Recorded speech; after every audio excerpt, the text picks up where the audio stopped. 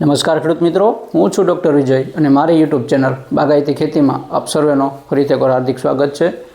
આગળના વિડીયોની અંદર આપણે વાત કરેલી હતી કે કલ્ટર શું છે, શું કામ કરે છે, કઈ રીતથી કામ કરે છે, એના ફાયદા શું ને નુકસાન શું। આ વિડીયોની અંદર આપણે વાત કરવાની છે કે કલ્ટર આપણે કેવા આંબાની અંદર આપવું જોઈએ, ક્યારે આપવું જોઈએ, કેટલું આપવું જોઈએ, એની ગણતરી કઈ રીતથી કરવી, કઈ વાતનું ધ્યાન રાખવું અથવા તો દર વર્ષે કલ્ટર આપવું કે નહીં જેવી બાબતો ઉપર આજે વાત કરવાની છે। તો પહેલાં વાત કરીએ કે આંબા કેવા હોય એની અંદર આપણે કલ્ટર આપવાની જરૂરિયાત રહેતી હોય। સામાન્ય રીતે 8 વર્ષ કે 8 વર્ષથી ઉપરના આંબા હોય એવા આંબાની અંદર જ આપણે કલ્ટર અથવા પેક્લાબ્યુટ્રાઝોલ છે એ આપવું જોઈએ।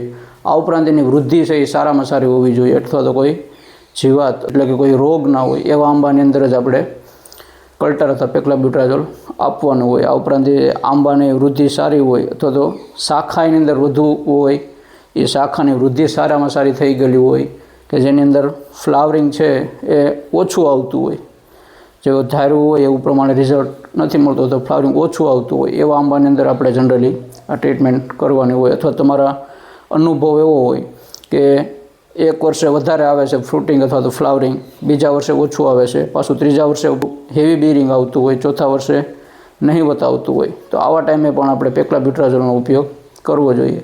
હવે વાત કરીએ કે આ કલ્ટર આપણે ક્યારે આપવું જોઈએ। સામાન્ય રીતે શું થતું હોય છે કે નવી કૂંપણ આવી ગઈ હોય ત્યાર પછી જ આપણે કલ્ટર આપવું જોઈએ, પરંતુ જો નવી કૂંપણ હજી આવવાનું આપણને જોવા મળે તો એ ટાઈમે આપણે ટ્રીટમેન્ટ કરવાની નથી, થોડાક દિવસ પાછળ લંબાવવું જોઈએ, પાછળથી ટ્રીટમેન્ટ કરવી જોઈએ।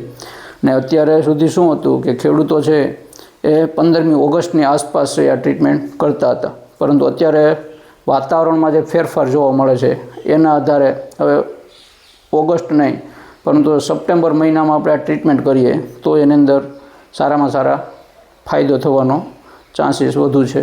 હવે વાત કરીએ કે કલ્ટર છે આપણે કેટલું આપવું જોઈએ, તો એના માટે 2 વસ્તુ આપણે ગણતરીમાં લેવી જોઈએ। તો ઝાડની ઉંમર કેટલી છે એ અને આ જે ઝાડ છે એનો ઘેરાવો એટલે કે એની વૃદ્ધિ કેટલી છે, આ 2 વાતનું ખાસ ધ્યાન રાખવું જોઈએ। હવે ઘેરાવાની વાત કરીએ તો માની લો કે આપણું ઝાડ છે એ નોર્થ સાઉથ એટલે કે અથવા ડાબી જમણી બાજુ ગણો, કોઈ પણ એક સાઈડનો ઘેરાવો અહીંથી અહીંયા સુધીનો આ જે ઘેરાવો જે છે એ એટલો હોય, માની લો કે આ થયો આપણે 5 મીટર ઘેરાવો થયો। સામાન્ય રીતે 1 મીટરની જ્યારે ડાયામીટર હોય એટલે 1 મીટરનો ઘેરાવો હોય તો એના માટે આપણે 3 થી 4 ml કલ્ટર લેવાની હોય છે। જ્યારે આપણો ઘેરાવો 1 મીટરનો હોય તો 1 મીટરના માપ માટે આપણે 3 થી 4 ml કલ્ટર લેવાનું હોય, પરંતુ માની લો કે આપણો ઘેરાવો છે એ 5 મીટરનો થયો તો 5 × 3 અથવા 5 × 4 ml, આ 3 થી 4 ml છે એ ઝાડની ઉંમર ઉપર નક્કી થતું હોય। જો ઝાડ નાનું હોય 7 થી 8 10 વર્ષનું હોય તો એ ટાઈમે આપણે 3 મીટર લેવું જોઈએ, અને ઝાડ છે એ 20 વર્ષ કે પછીના ઉંમરના હોય તો એના માટે આપણે પ્રતિ મીટર 4 ml તરીકે વાપરવું જોઈએ। હવે વાત કરીએ કઈ વાતનું આ ટાઈમે આપણે ધ્યાન રાખવું જોઈએ, તો એમાં સૌથી પહેલાં કે જ્યારે આપણે કલ્ટર આપતા હોઈએ ત્યારે પ્રોપર મોઇસ્ચર એટલે કે જમીનની અંદર છે એ ભેજ હોવો જોઈએ। આ ઉપરાંત વરસાદ ના હોવો જોઈએ આજુબાજુના દિવસની અંદર, જે ટાઈમે આપણે કલ્ટરની ટ્રીટમેન્ટ કરવાની છે એ ટાઈમે વરસાદ જેવો માહોલ ના હોય અથવા તો જમીનની અંદર વધારે પાણી ભરાઈ રહેતું ના હોય, એ આપણે ખાસ ધ્યાન રાખવું જોઈએ। અને આ જે કલ્ટર આપણે આપીએ છીએ એ થડની નજીક નથી આપવાનું। અત્યાર સુધી ખેડૂતો જનરલી શું કરતા હતા કે થડની એક્ઝેક્ટ નજીક આ છે પાણી રેડીને આપી દેતા હતા, પરંતુ થડથી ઓછામાં ઓછું 1 મીટર દૂર અથવા તો આપણે જે ખાતરની રિંગ બનાવીએ છીએ થડની ફરતે અથવા એટલો ઘેરાવો હોય એ પ્રમાણેની જે રિંગ બનાવતા, આ રિંગથી 1 ફૂટ જેટલું અંદર અહીંયા રિંગ બનાવી અને આ પેક્લાબ્યુટ્રાઝોલ કે કલ્ટર આપવું જોઈએ। આ ઉપરાંત બીજું ધ્યાનમાં રાખવા જેવી વાત કે પ્રોપર રૂટ ઝોનમાં આપવાનું છે, નહીં કે થડની અંદર। તો ત્યાર પછી વાત કરીએ કે આ માની લો કે કલ્ટર આપી છે ત્યાર પછી આપણે સિંચાઈ અથવા તો ઇરિગેશન આપવાનું નથી, અને ખાસ ધ્યાનમાં રાખવું છે કે એનો ડોઝ છે આપણે પ્રોપર રીતથી મેન્ટેન રાખવો જોઈએ, ઓવર ડોઝ ના કરી દેવો જોઈએ। 3 મિલી અથવા તો 4 ml લેતા હોય તો એનાથી મેક્સિમમ ડોઝ લેવો જોઈએ નહીં, નકર આગળ જતાં આપણને ખૂબ જ વધારે નુકસાન ભોગવવાનો વારો આવતો હોય. નબળા છોડ હોય એની અંદર પણ આપણે ટ્રીટમેન્ટ કરવાની જરૂરિયાત રહેતી નથી. અને ખાસ ધ્યાનમાં રાખવા જેવો મુદ્દો છે કે જે આપણે ઓગાળવા માટે પાણી લઈએ છીએ એ એકદમ ચોખ્ખું હોય, અથવા તો એસિડિક પણ ના હોય અને તો ક્ષારવાળું પણ ના હોય. એટલે કે એ કહેવાય ને ડિસ્ટિલ વોટર જે અત્યારે માર્કેટની અંદર આવે છે, એ ડિસ્ટિલ વોટરનો ઉપયોગ જો આપણે કલ્ટાર ઓગાળવા માટે કરીએ તો પણ એના અંદર સારામાં સારી વાત ગણી શકાય. અને બીજું એક ધ્યાનમાં રાખવાનું છે કે આજે આપણે કલ્ટાર અથવા તો પાણી જે ઓગાળીએ છીએ એ પાણી અને કલ્ટાર છોડને બધી જ જગ્યાએ સરખું મળી રહે એ આપણે ધ્યાન રાખવું છે. એ આપણે ઝાડને બધી જ બાજુએ રિંગ બનાવી લેશે, એની અંદર વ્યવસ્થિત રેડવાનું છે. આપવાનું કઈ રીતે છે? અત્યારે ખેડૂતો છે એ ઘણા સ્પ્રે કરીને પણ આ કલ્ટાર છે એ આપતા હોય, પરંતુ જમીનની અંદર જો આપવામાં આવે તો એનું રિઝલ્ટ છે એ આપણને સારામાં સારું મળતું હોય.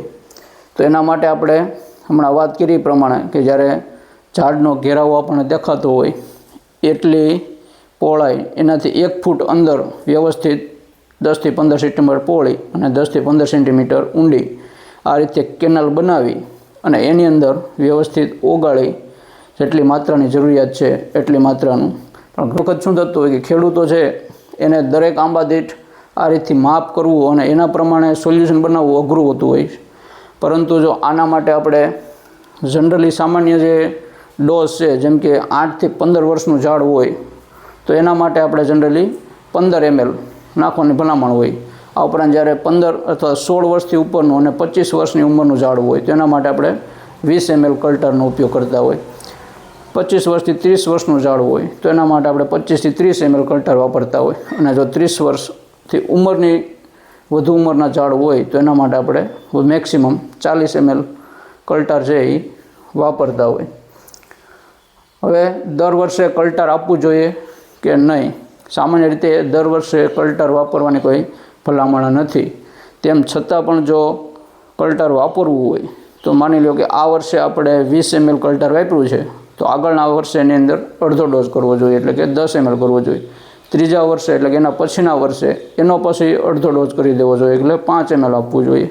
અથવા તો આ વર્ષે 20 ml આપ્યું છે અને જ્યારે અલ્ટરનેટ બેરિંગ હશે તો બીજા વર્ષે નથી આપવાનું, ફરીથી પાછા ત્રીજા વર્ષે આપી શકો, ચોથા વર્ષે નથી આપવાનું. બેમાંથી કોઈ એક નિયમ પ્રમાણે આપણે કલ્ટારનો ઉપયોગ કરી લેતા હોય.